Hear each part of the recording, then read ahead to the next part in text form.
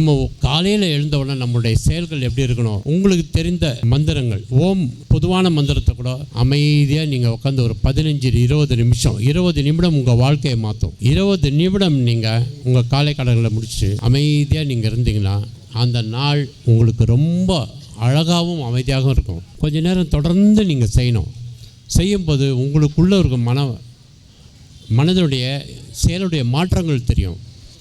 எந்த ஒரு காரியம் செய்தாலும் நீங்கள் இறைவனை நினைத்து அந்த ஒரு காரியத்தை தொடர்ந்து பாருங்களேன், நல்ல உறுதுணையாக இருக்கும். அது நல்ல கைவசப்படும். நீங்கள் நடக்கிறீங்கன்னா கூட உங்கள் உடலில் இருக்க 50% பிரச்சனைகள் ஒழிந்தது. நம்ம ஏன் கடவுளை கும்பிட்றோம்? நம்ம நல்லா இருக்கணுன்றது. அதுக்கப்புறம் பாருங்கள், ஒவ்வொரு செயலும் நம் ஈடுபாடோடு செய்யும்போது அதனுடைய பலன்கள் ரொம்ப நல்லாயிருக்கும். நல்ல மூச்சை கவனிங்க.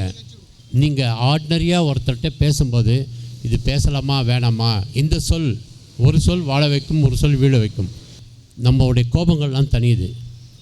ஆனால் அதுக்கு பதிலாக வேறு ஏதாவது ஒரு சொல் அவன் பிரயோகத்தில் எப்படி ஒரு துவனி என்கின்ற இந்த சப்தம், இந்த சொல், இந்த மொழி உங்களை கட்டுப்படுத்துகிறது.